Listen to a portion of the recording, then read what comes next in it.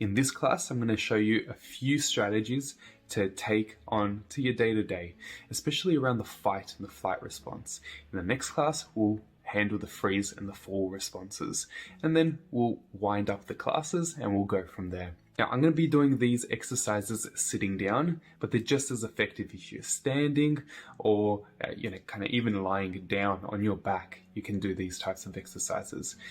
When you're feeling stressed, when you're feeling anxious, and when you feel this anxiety and stress either in your chest, in your gut, from the waist up, in your hands, these are really useful and very effective strategies. So the first thing that I'd be doing is getting you to notice what's happening in your hands. Often people feel like they need to shake or their hands are feeling pretty restless. In that case, we need to start to focus on the hands. One really important way of doing this is just to spread your hands out, open them, and then close them. And then you do this slowly. The more slower you do this, the better. And once you open them up and you hold them out, you'll notice that over time, your hands begin to shake. You'll know that that's the time where you have to start to close your hands in. And then you squeeze and you squeeze and you squeeze. You want to get that tension building. Kind of like what progressive muscle relaxation shows people from a mindfulness base or a cognitive behavioral based point of view. And you want to hold it until your hands begin to shake a little bit, and then slowly open. Sometimes for people who feel a lot of tension in their hands can start to get white or pasty. That's because the blood is diverting from the hands, from the extremities to the main muscle groups in order to handle or defeat a particular stressor that's in front of them. So that's the first strategy that you can try out. It's just as easily done if you've got your hands on your side or hands in your lap, you're sitting in class or you're sitting in a meeting, or if you're just at home underneath the table, you need to kind of hold your hands and move them. The important bit is to do this mindfully, because trauma and stress and anxiety is often a mindless process. And what I mean by that is that we don't tend to be thinking about our physical responses. We want to avoid them. But when you're putting your hand or your focus in your palms while you do those particular exercises and you feel the sensations that are coming up, that will begin to regulate your nervous system more than just doing it mindlessly. So that's one example. The next strategy is to take one hand and then put it into a fist, and you grab the other hand and you want to create a bit of resistance. So you want to push, but not too much resistance that you're not pushing against anything. And then you want to push until your pushing hand, till your fist hand is fully extended. And your hands begin to shake. And once they're shaking or trembling a little bit, that means that adrenaline is beginning to course through, cortisol is being released, and your body is beginning to release that tension that it's holding up. So that's another exercise that you can do to help handle that stress response that manifests in terms of fight. And then you want to shake your hands out. You might feel a little bit breathless, or you might feel that your tension is starting to slowly dissipate from the main muscle groups. Do that with both arms. So from the other arm, you move this way, and you want to push until that's fully extended. And then when you start to shake a little bit, you want to shake your hands out and allow the body to go through with that motion. Those two exercises, the tension and the pushing to the side exercises, can be very useful if you feel like you need to get some tension out there. Next one I'm going to show you is a pushing exercise, but we're going to push forward. Now, this is especially useful if you feel like you're up against a wall. Somebody is not agreeing with what you're saying, or somebody is acting against you, you're at work, or you've handed or you submitted something and you feel like you're cornered, or you're at home and you're getting into an argument with your spouse and you feel a little bit cornered. This type of exercise to do against yourself is really useful. So you want to grab one hand up and you want to grab the other hand, put it into the palm, and you want to push forward.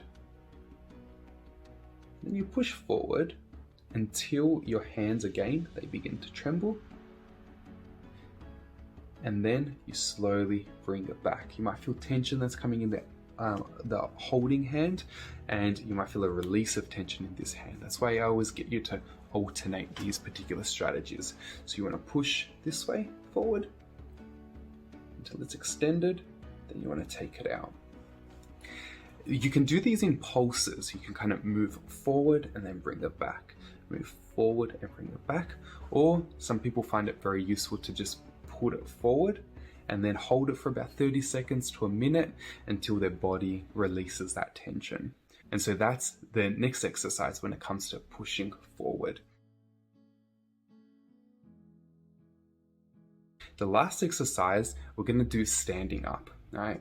So this exercise is especially useful if you feel like you've been trotted on, you feel like you're a bit of a doormat and nothing you say is useful, but you're not quite ready to stand up for yourself. This exercise can be really useful for a person who wants to stand up for themselves, but they don't quite feel that confidence yet.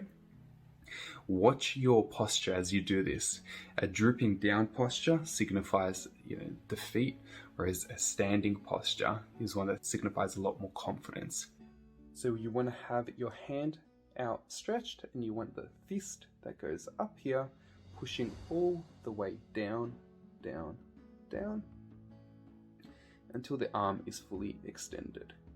You want to hold it again until you feel a bit of trembling before moving to the next arm. Hold it up, pushing down, down, down, and then you want to shake it out a little bit.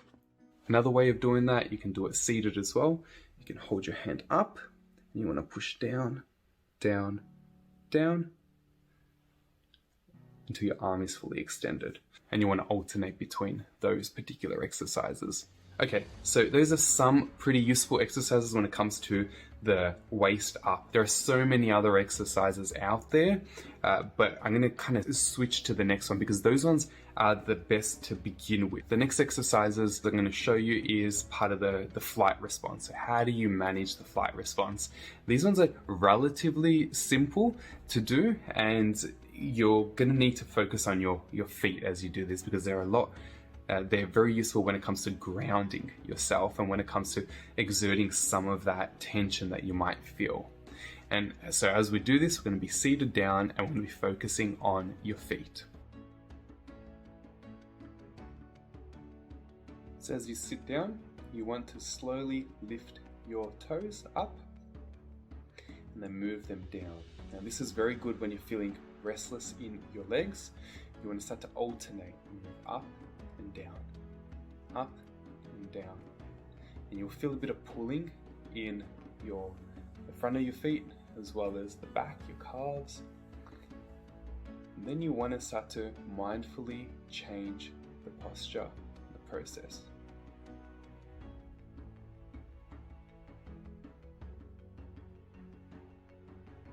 So as you do this, you start to notice a bit more tension, either increasing or decreasing. You want to go with that one. And then you want to switch it up a little bit.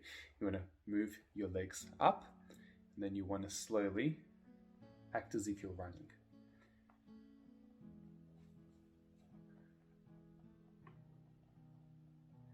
Now this can be done on your back as well, with your legs lifted up and moving forward, and then you want to go backwards.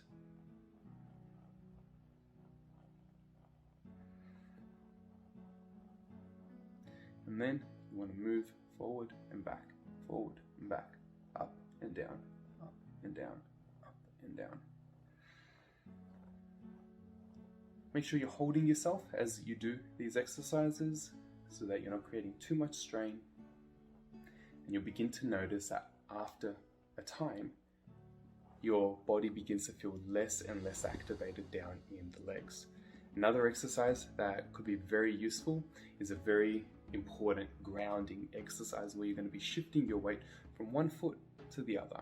And we're going to do this one standing. You want your hands at your sides and you want to slowly sway from one side to the next. One to the next. And then as you sway, you want to slowly lift your leg up. And so all your weight is on one leg. If you overbalance, that's fine. Just move your arms to counterbalance that.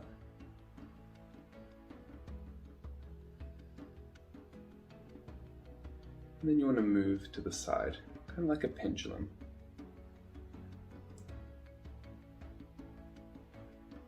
And then you want to lift up and down, up, down,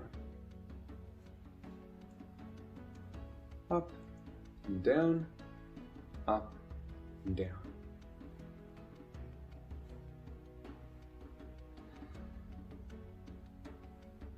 Now, whether it is from the waist up or from the waist down, those particular strategies are there to get you started. When it comes to addressing anxiety, stress, and indeed trauma, groundedness and a here and now experience is primary. When you consider these particular exercises, whether you're using your hands or whether you're using your legs, you are beginning to ground yourself into the present. But doing these mindfully is the key. So being able to make sure that you're mindfully aware of how your body is moving, whether they're your feet, whether they're your legs, whether they're your hands, or whether they're your arms. Mindfully moving forward with it, utilizing the prefrontal regions is the most important process. In the next lesson, I'm going to be showing you a few breathing strategies that can be very useful for the freeze and the fawn responses. And I'll have a few words on the fawn response as well.